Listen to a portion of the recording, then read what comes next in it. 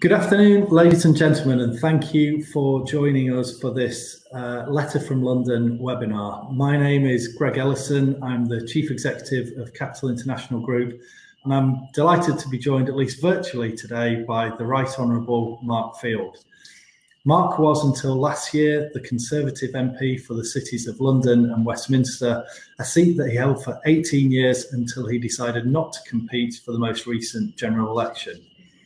Mark has been a long-term advocate for the British Crown dependencies and at times a lone voice of support for the offshore islands in the House of Commons. In January this year, Mark joined the board of CIB Limited as non-executive chairman. CIB is part of the Capital International Group and holds a provisional banking licence, and we're hoping to go live in the first half of 2021. In terms of the format today, Mark will begin his presentation shortly, and then David Long, our Chief Investment Officer, will facilitate a session with Mark. A few questions have been submitted already, and if you have a question, you'll see an area where you can type it on the right of your screen under the stage heading. David will ask as many questions as he can, but will ensure that we finish on time no later than 1 p.m. I'm now delighted to welcome Mark Field. Over to you, Mark. Thank you, Greg, and good afternoon, everyone. I must say, looking through the notes of my address to the Capital International Investment seminar that took place in January, it is curious to recall there was a time, nearly not that long ago, when absolutely no one had any idea what the terms social distancing, lockdown, or furloughing meant. Well, if a week is a long time in politics, then as we know, the last 7.5 months have been an eon. Fun enough, my canter through UK political priorities at the start of this year centred upon Brexit, the levelling up agenda, and the opportunities that free ports might offer to the Isle of Man. Now, whilst the pandemic has evidently intervened, it would, I think, be unwise entirely to take our collective eye off the ball on each of those wintertime issues, which will, I think, play a keen part in the future of our Manx economy. Not least, of course, that our location, right in the heart of the Irish Sea, or Customs Check Zone A, as I suspect it may be called in Brussels, will, I think, be rather important going forward. But I think it's also important that we appreciate the debilitating sense of personal and economic uncertainty that we must consider for now to be the new norm. On the eve of the lockdown, the global economy was humming away in its richly interconnected glory. Not since the outbreak of the two world wars has there been such a shattering reversal of sentiment as we have collectively witnessed over these past 6 months or so. From the furthest corner of each continent, tradesmen, family firms, and multinational companies alike were producing goods for export which would no longer be shipped along the hyper-efficient, just-in-time supply chains. Similarly, importers saw their livelihoods disappear and dry up almost overnight. Careers, hopes and fears, and enterprises, especially for the youngest in the workforce, were being planned on the basis of the globalized world of commerce, learning and technology that everyone in the workplace had taken for granted throughout their lives. Our steadfast belief that the times of 2019 would naturally adapt and maybe would evolve, but would essentially be recognizable in the new decade ahead, was shared and trusted by each and every one of us on this webinar, and indeed, I suspect, all of our friends and acquaintances in the world of business. Yet that sense of confidence in the future, trust in the reliability of making firm plans for the future, has been shaken as the pattern of daily life at work, leisure, or vacation has been altered in this very unprecedented style. Now, I want to say a little more later about the impact of macroeconomics on the pandemic, or perhaps more accurately, how COVID-19 might provide an endpoint to an era that began with the financial crisis and resulted in a decade-long blind faith in central banks and the experimentation of the long-running ultra-loose monetary policy. First, however, as a relatively recent escapee from ministerial office, I wanted to share with you a few thoughts about the current debate that is raging as to the failings of our political system to deal adequately with the health and economic shocks that have befallen the UK this past year. It is increasingly evident that the UK's performance in tackling the pandemic and the economic consequences of a disproportionately service-based industry and economy will be markedly worse than most of our competitors in the advanced West. Whilst my instinctive libertarian instincts opposed the strictness of the lockdown that was imposed so abruptly in late March, it is worth looking, I think, in defending the government at the counterfactual. Had we not followed all of our nearest European neighbours in locking down, then I think the UK infection and death rates would have been even greater outlier than they already are. Just imagine the criticism of government then. Whilst some commentators continue, and I noticed actually just today Matthew Parris in the Times, if you've read him, talked about praying in aid the example of Sweden. It should not be forgotten that the failure to lock down in that country has meant that COVID deaths are higher by a factor of 3 or 4 per head than each of its Nordic neighbours. Closer to home, this has been both a test of the grip of our political class and our institutions' ability to deliver. The reputation of the UK's somewhat self-regarding Rolls-Royce civil service has taken a further dent, with much of its prioritisation being on centralised control and messaging.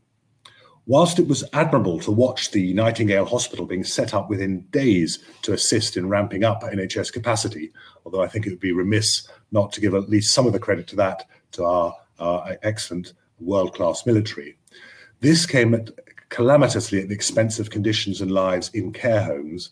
And similarly, testing was ramped up smartly, but contact tracing, the indisputable other side of that diagnostic coin, was totally neglected. And we see the impact of that, as I say, almost on a day-to-day basis, that the essence of track and trace doesn't seem to be working in anything like any way that is going to allow an economic recovery anytime soon.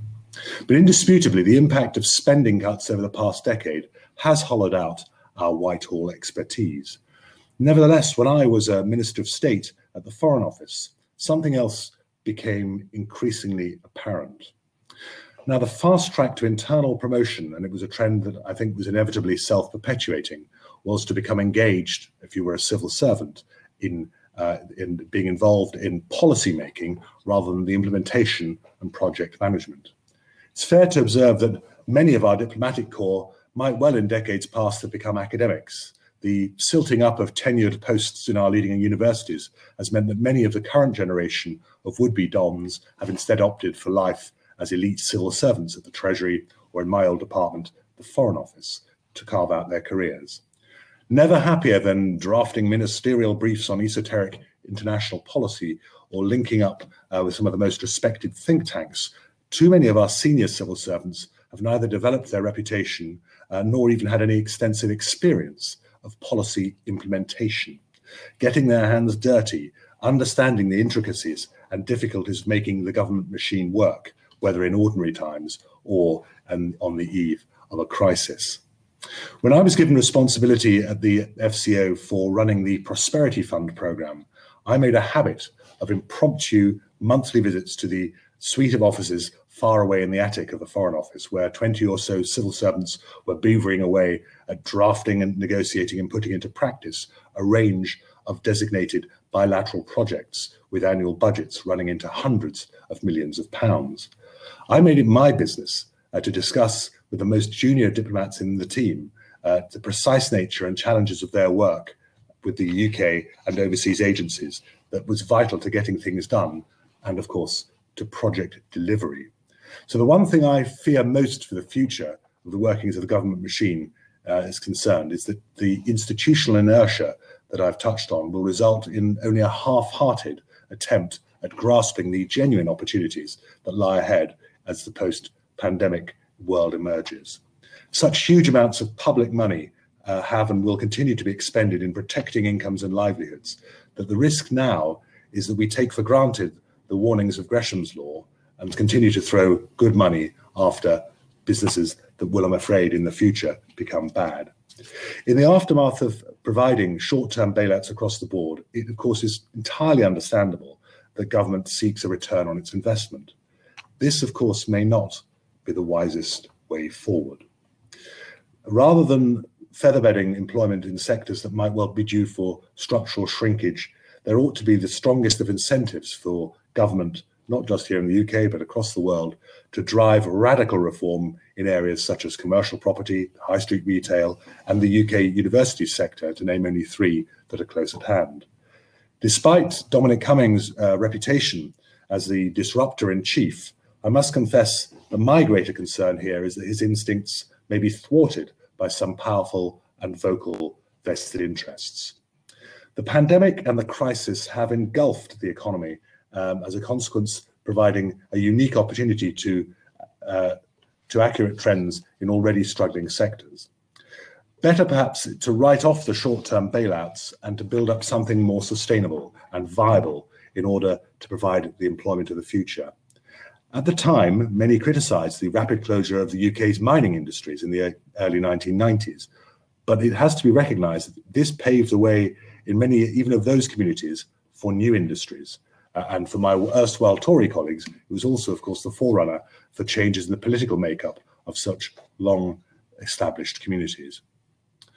One of my favourite themes in speeches delivered and articles written during the latter years of my 18-year stint in Parliament as the City of London's MP was a consistent concern that the twin policies of ultra-low interest rates and unprecedented quantitative easing were leading to a potentially dangerous mispricing of risk. When the Bank of England reduced interest rates to an emergency level of 0.5% in March 2009, no one could have imagined that the headline rate of the cost of borrowing would remain stubbornly under 1% for the succeeding 138 months. Yet despite the solitary inflation targeting duty of the UK's central bank, one that has been, of course, honoured too often by its breach, policymakers have persisted in holding down interest rates amidst fears of deflationary pressures.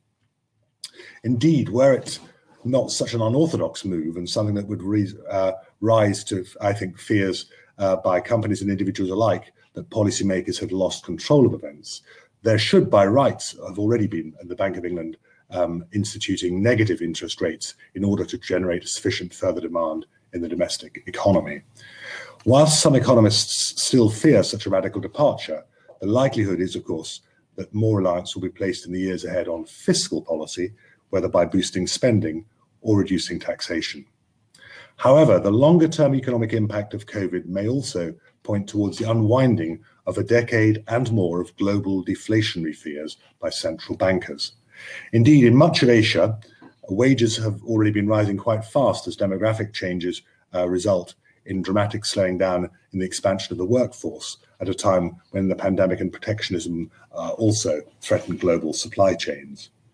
All of us here, I think, have watched with wonder as over the past 2 decades, inflation has seemingly been tamed. Indeed, those of us who warned that the vast QE splurge in 2008-09 at the financial crisis would be inflationary found that our fears were dispelled when so much of that money issued into the economy at that time was held in the banking system by institutions which ended up driving asset values rather than prices. This time, I think the vast quantities of QE and government spending, and I think there's going to be a lot more to come as lockdown has been enforced, will, I think, become inflationary and at a potential critical juncture in the economic cycle.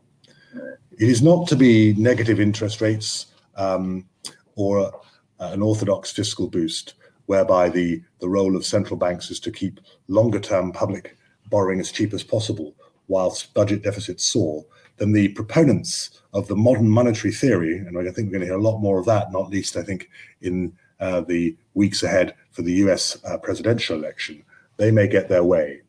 There are increasingly, of course, influential Democrats in the US and their followers closer to home who support the view that it is safe, indeed desirable, that a government as a currency issuer prints as much money as is needed to cover a deficit of any size in order to pay off accumulated past debt. On this basis, the test of whether a budget deficit is too large is only inflation and unemployment. If inflation is low, then, so the theory goes, any level of deficit is sustainable. Where unemployment exists, it can be controlled through more government expenditure. Where the government is running a reserve currency, such as in the US, this might just work. But as the UK's debt pile is now exceeding £2 trillion for the first time, the Bank of England, for the Bank of England to place all of its eggs in such a novel modern monetary theory basket would, I think, be reckless in the extreme. This is a pleasure to chat. I know that we're going to get some questions coming up, and I wanted to take this opportunity to pass on to someone who will need little introduction, the Chief Investment Officer of Capital International Bank, my friend David Long, who will, I think, display his inner David Dimbleby and compare the rest of this event. Thank you. Mark, thank you. That was fantastic. And as ever, you provide a remarkable insight into what are extraordinary times that we are living through. I do have a range of topics actually from there that I'd like to pick up with you. And we're also open for questions. I've had a couple before the start of the seminar sent in by email, but can I invite anyone in the audience who wishes to ask a question of you, not necessarily just focused on your comments, but in general, to just submit those questions by typing into the free text section or chat section on the stage on the right-hand side of your screen.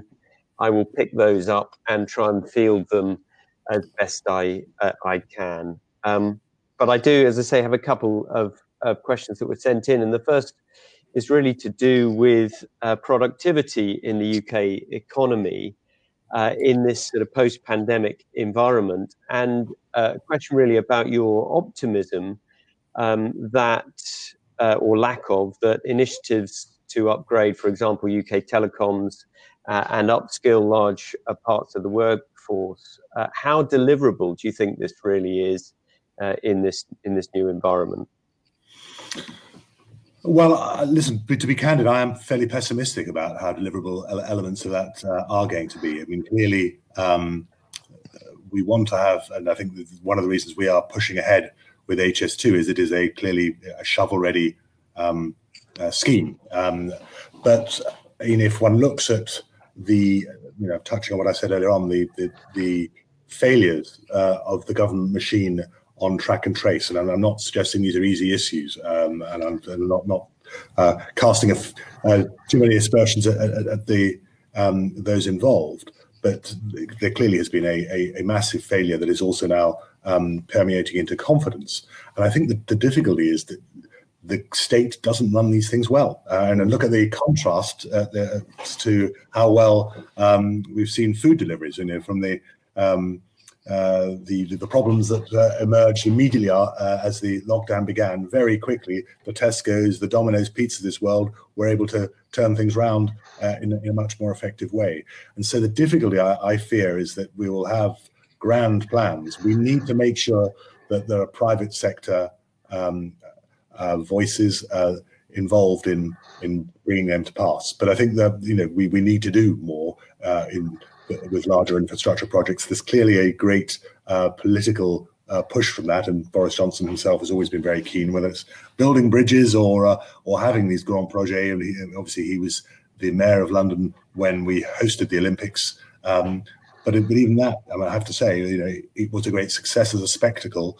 But I think it has been questionable. Some of the legacy, actually, to be fair, more of a physical legacy is not so bad. If you go over to that part of London, I remember walking through the disused canals and railway lines in 2005 before the Olympic Stadium was built, and that now has become an entirely new community. However, a lot of the other sporting legacies weren't put into place. So we need to bring the private sector having an integral role in this, and can't just rely upon big state projections. Yeah, it's really interesting, isn't it? As you say, the political appetite for infrastructure, big project infrastructure spend is now really almost unlimited, and there are very few voices who are criticising that agenda.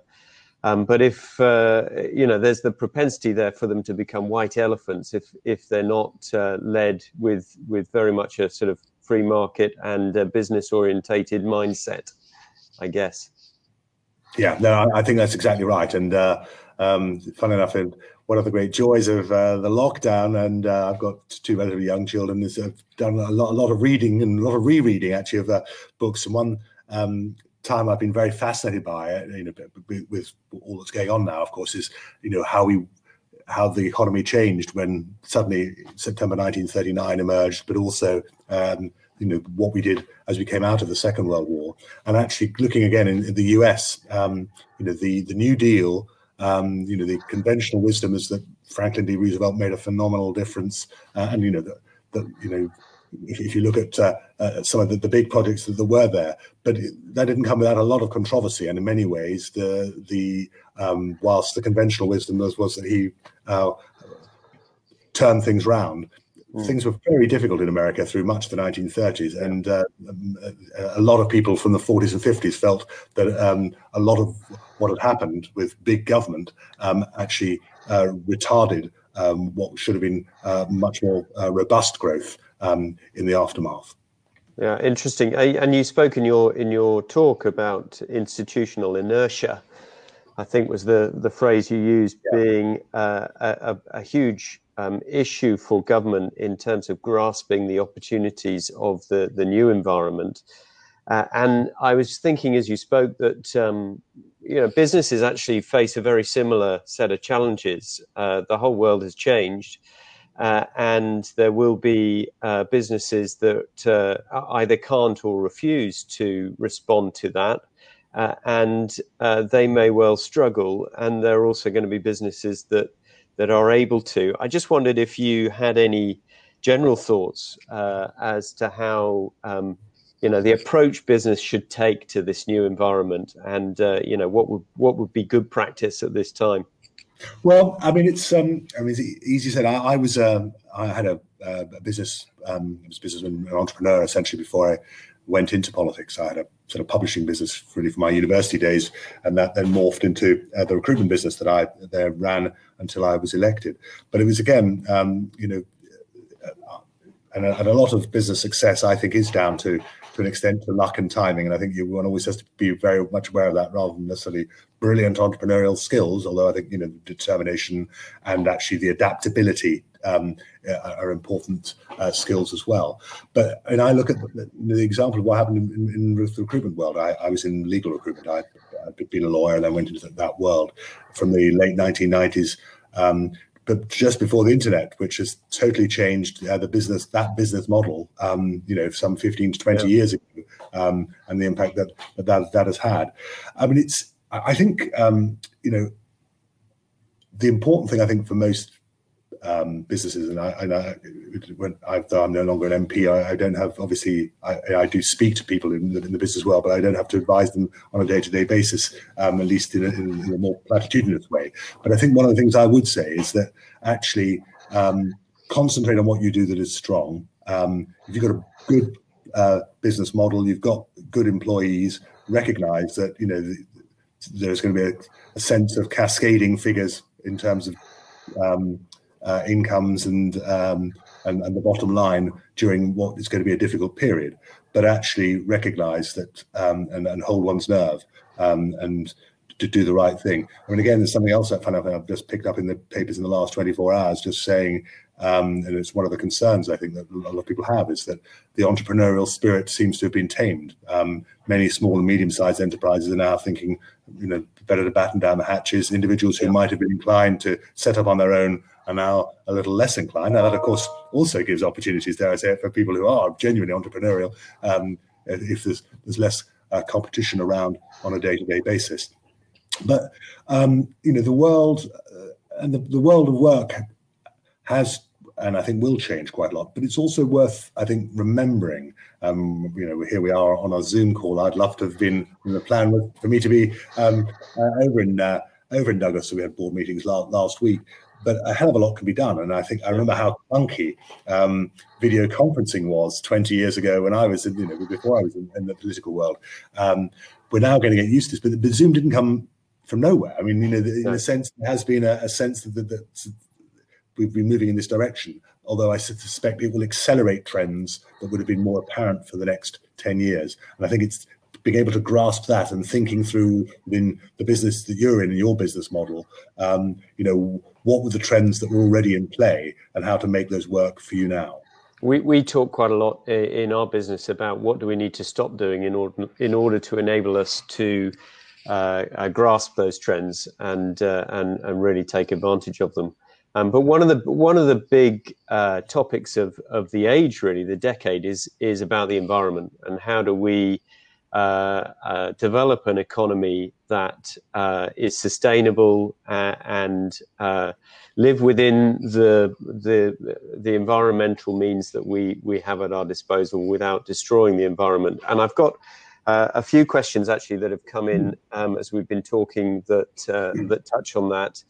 And the first really was looking at whether we should use some of these circumstances to or use trade really as a means of forcing, for example, China to reduce their carbon usage and start decommissioning their coal. So the question was about can the West use punitive tax on finished and semi-finished goods to encourage China and other producers to decommission coal power stations? Do you think that's a viable and politically a possible direction for us to travel in?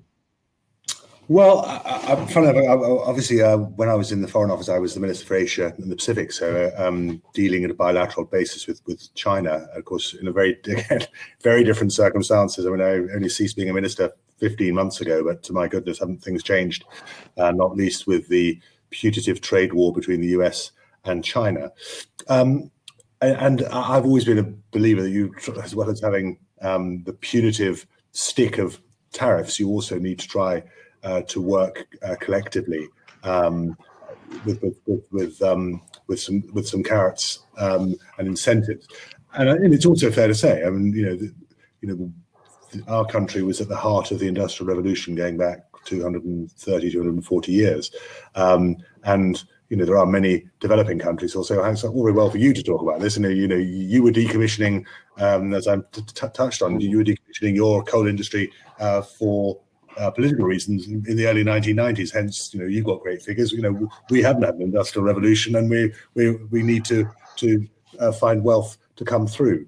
And in fairness to China, I mean, I think there are quite a lot of initiatives, and not least, I mean, you always have to remember that with a one-party state, the credibility of the communist government does hinge upon maintaining reasonable living standards for its people, not just in terms of the cost of living, but actually the environment. And the amount of smog in the big Chinese industrial cities is causing great damage to the health of many Chinese folk, and therefore it is something that is in the forefront of the minds of the Communist Party to try to work on international initiatives. But as you say, they have quite a lot of coal-powered stations, building more of them. Yeah. Actually, it isn't just an issue actually for China. It applies, I'm afraid, to places like Indonesia in particular as well, a big economy of 270 million people who have been there and in Thailand as well, where actually more coal is now being used for power purposes. Listen, I have a feeling that some pretty punitive measures will come about. And one of the relatively rare areas of bipartisanism in American politics is over the relationship with China. I mean, much as President Trump's style is more unorthodox, do not think for 1 minute that if Biden gets in November that somehow it's going to be a big change in the policy with China. I don't think it will, and I think there will be a much more aggressive use of tariffs and other means to try and persuade China to change its behavior. And of course, a lot of this will be seen as being quite populist behind an increasingly strong environmental movement, even in a place like America, to make that case. And a crisis of the sort that we're going through at the moment does present opportunity as well to tackle some of these really big issues, doesn't it? So if there was ever a time to really start changing the way in which we rebuild our economy, now is the way to do it. And to building green factors and environmental factors seems eminently sensible. And I guess that requires, though, government to really push that agenda and support that initiative.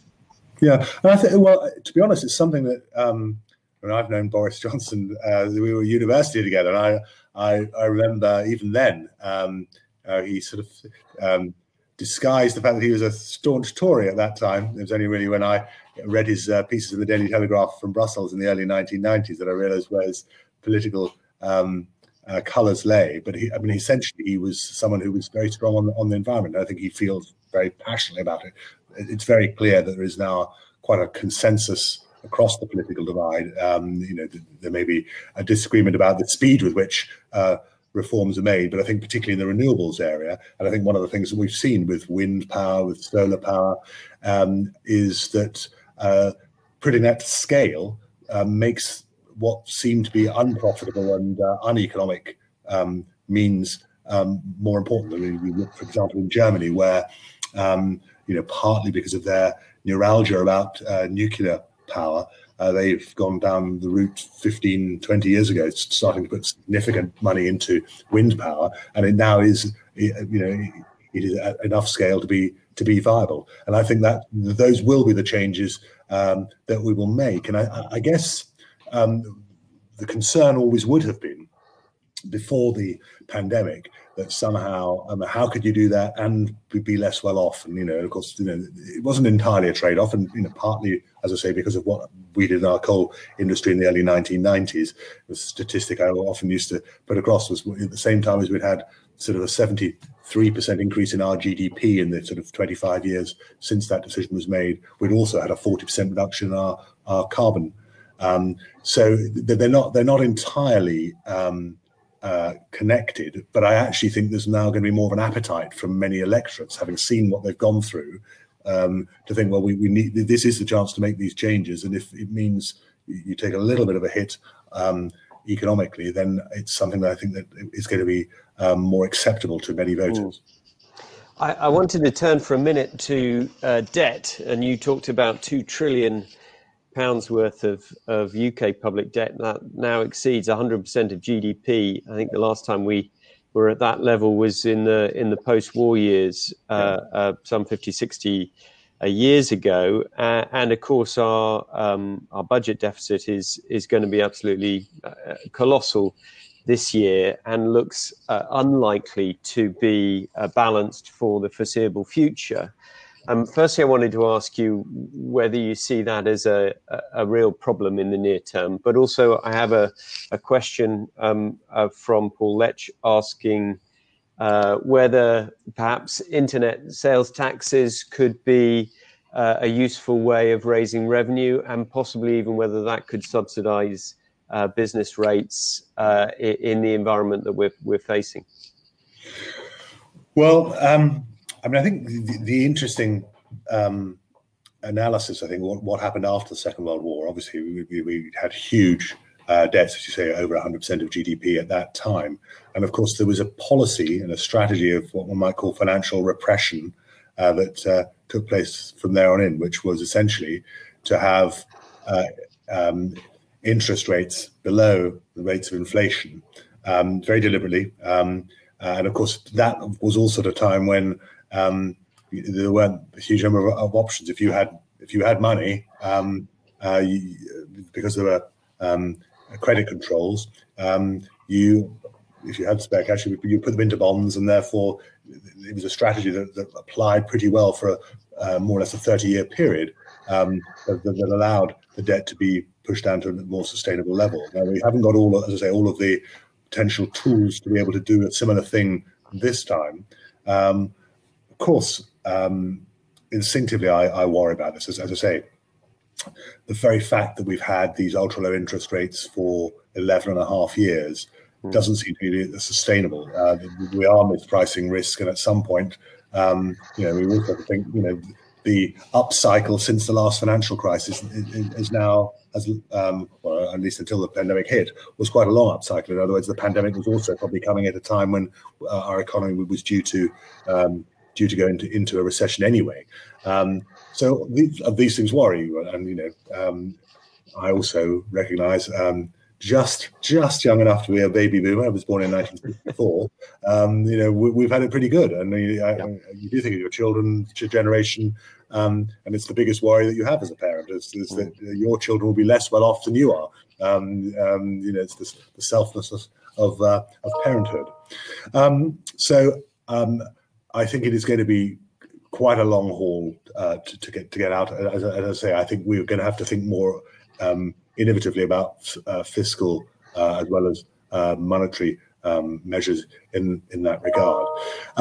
As for the question from Paul Lech, we are clearly there is an appetite, at least from outside the US, to do something in relation to having a proper tax process that doesn't allow the large internet providers to channel their incomes through the various different means to avoid paying normal taxes.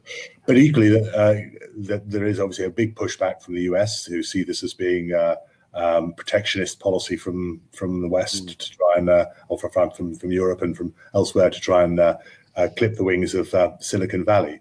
And I think we will need to try and find some sort of global norms in this regard.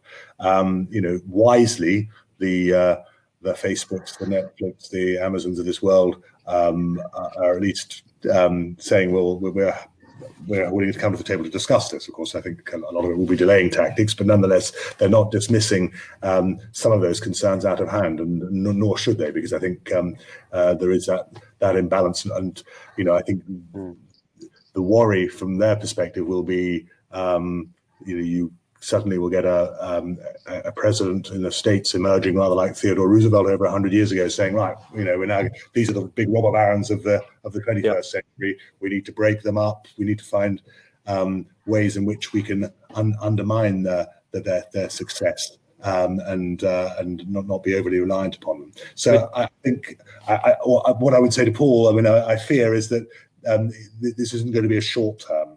Well, it seems if it needs global consensus, doesn't it, or at least a certain degree of. I think it does, and I think probably the OECD would be the most sensible body for that to happen. The EU have gone down the route of building up a tax framework which not all of its members agree with, I think if you can go through the OECD, which obviously takes on, and it's got 15 of its members are non-EU members as well, some of the largest economies across the world, that I think would be an important route forward. But I'm afraid the idea that there's a quick fix to sort that out that would impact business rates anytime soon, I'm afraid is going to be wishful thinking. Can it be addressed through sales tax rather than any kind of corporation tax, as it were, on those internet companies? Do you think that's viable? Listen, the great thing about sales taxes is that they are fairly certain, and you can normally, pin them down. But the reality is, all too often the risk is that all you do with the sales tax is just increase the price, so that it gets baked into the price, but doesn't actually impact on the profits of those companies, but that does hit the consumers who have to pay that amount. So because I think there will be a range of things that will have to be done, and it's evident. Again, it was one of the things that I felt as a constituency MP. The whole business rates system was well overdue for a massive reform. Of course, dare I say it, there's part of me that feels that it's a time of crisis. I can't say I miss politics too much. It was a decision I made. I wanted to move on, and I'm glad I'm doing that.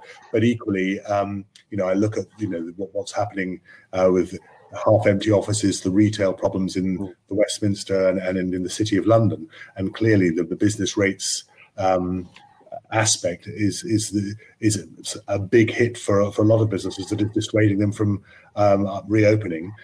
As I say, some may not be viable, but others might have been viable, but feel they're better to throw in the towel. So we do need, I think, urgently to look at that.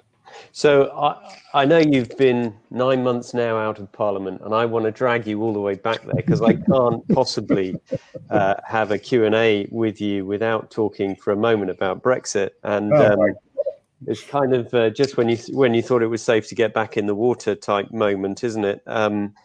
Brexit appears as if it couldn't get any more difficult, and we have this week the internal market bill that has been issued by the UK government, and this, of course, has clauses within it that threaten to breach the withdrawal agreement reached only in late last year if they were enacted. And we're told that this is in response to the EU flagging the potential threat to food imports into Northern Ireland.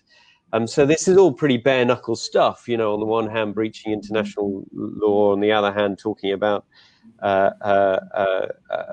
disrupting food imports to Northern Ireland. If you were in Parliament today, I'm going to put you on the spot. Could you support this bill, or is it just a step too far in your terms? Listen, I think there's some genuine concerns about the brazen way with which ministers talked about breaching international law. You know, I think the case has been made very powerfully by a number of very senior figures. And I remember, as a Foreign Office Minister, you know, you make the case at the UN about the importance of international law, that others should obey it. It will be a lot more difficult for us to look the Chinese in the eye to talk about what's happening in Hong Kong. You know, I can repeat the phrases I used to my Chinese counterparts, to the Chinese ambassador in the UK, when I talked about this was a treaty that we signed that is lodged at the UN that protects the rights of Hong Kong Chinese for 50 years from 1997. You know, the one country, two systems framework. It would be much more difficult to make that case. I mean, let me spool back. I mean, funny enough, as I say, back in January, I was saying that it will be a lot of the year will be about Brexit. And of course, I was disproved immediately, but it is coming back. This always was unfinished business. And, you know, one always has to, I'll be honest, the politics of the withdrawal agreement. 3 times Theresa May put forward a withdrawal agreement that were refused. And then essentially, what was 95% that same agreement. And the Gordian knot appeared to be the issue on Northern Ireland, but it was always obvious that this was something we would have to return to. And you know, as you will recall, that I was still in Parliament at the second reading of that bill, which essentially was driven to get us to an early election. There was a withdrawal agreement on the statute book, and of course there was a Faustian bargain made with the Scottish nationalists. They, of course, saw the opportunity of dividing part of the United Kingdom from other parts, and then there's Northern Ireland from the rest of the United Kingdom, as a great opportunity for their own agenda for the long term. There was the concern about the Alex Salmond trial, which the Scots Nats therefore were desperate to get an election out of the way.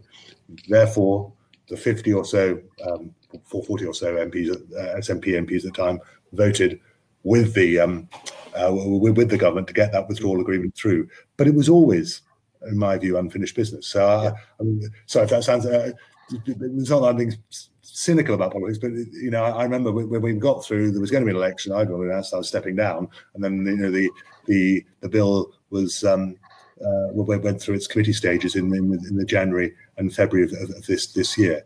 So. And the Irish issue always was going to be the problem. I remember saying this before the referendum in 2016, when everyone was going on about, you know, what does this mean for the union?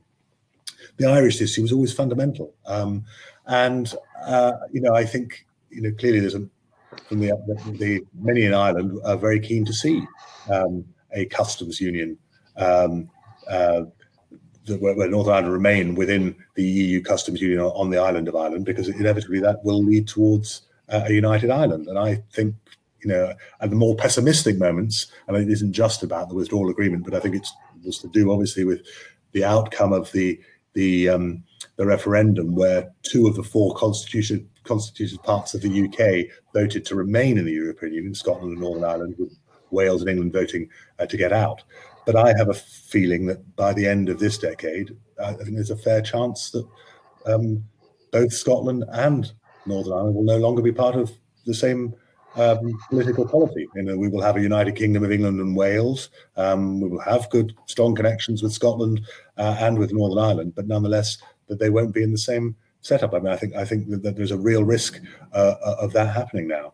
And that this is part of the aftermath of Brexit. Yeah. And for me, I mean, as you know, it's really the reason I left politics. I mean, I just felt I didn't want. What I didn't want to be was like Oliver Letman, Dominic Grieve, and these people in the last Parliament, just being a dissenting voice. And it was darn obvious we were going into an election on you get elected on a platform, and if you don't agree with the platform, you shouldn't stand. No, indeed. And of course, a free trade agreement is the key in the short term to possibly resolving this issue. Do you think it's, what are the chances that we could get an agreement in the timescale? Well, my instinct is, again, let's say the timescale was always ludicrously optimistic, and there's an interesting aside on this. You just look at what's happened with the free trade agreement we've done with Japan, and there are two factors I'd bring to mind there. And I obviously had dealings bilaterally with Japan in my time as a minister. Two things. One, of course, is there was an EU-Japanese deal that signed off only about 18 months ago. So realistically, you had most of the clauses that were already there. You were just going to be, the accretion of a very small period of time wasn't going to make a big difference. But it is interesting. Again, look at the headlines in the FT this morning. It's something that I spent quite a bit of time working on, the Hitachi deal for nuclear power in North Wales. That has been falling apart for quite some time, and there's no doubt in my mind that they held back on the formal announcement until the deal was under the table. And what I think that means for an EU deal, I still think that there is a chance that we may go out in a blaze of glory on a no deal basis. The more likely scenario is we will have a no deal in all but name. We'll have a deal, but it realistically will only be the bare bones, which will mean that there will have to be ongoing negotiations at some point. And again, at some level, I do understand the mentality that says, if we're going to leave the European Union, let's for God's sake leave. Let's make sure we have autonomy to do what we want to do, whether it's on state aid, on all the issues around competition policy, where I think we will want to have go down a very different route to the European Union. But I think, dare I say it again, going back to what I've just said about the pandemic, my biggest worry about all of these great ideas is, where is the capacity in the UK system, in the government system, to ensure that we can maximise the benefits of that? And the truth is, that what will happen is, if we do go out essentially on a more than a no deal basis, very quickly, the lobbying from large companies in particularly important sectors, whether it's pharmaceuticals, biotech, the car industry, they will be lobbying like mad to make sure that we align our rules with the European Union rules. So the saga is going to continue. It's going to be largely illusory, but I mean, it was always going to be that. And I think that's a function, partly, as I say, of a lack of capacity. Essentially, for the last 50 years, we have outsourced our expertise in the area of international trade policy to the EU. Now, admittedly, we've been at the table. We have had some negotiators there, but dare I say, they're negotiators who see themselves as EU negotiators rather than British ones. Thank you, Mark. We're starting to run out of time, but before we finish, I wanted just to turn to the other big geopolitical event that's taking place right now, and we are 6 weeks away from a US election, and Mr. Biden currently, at last looking, had an 8-point lead in the polls, it perhaps being chased a little bit now by Trump. But do you think Biden can win it? Do you think he will win it? And what are the implications? Well, I think it is always worth looking at the history. An incumbent has got a pretty powerful position in US presidential politics. Only 4 times in the last century has an incumbent lost going for re-election. 2 of those were at the in the very confused period in the aftermath of Watergate, where Ford, who of course was the unelected president in '76, lost to Carter, and then Carter himself lost to Reagan 4 years later. And the only other two examples are Herbert Hoover in 1932 and George Bush Sr. in 1992, who lost.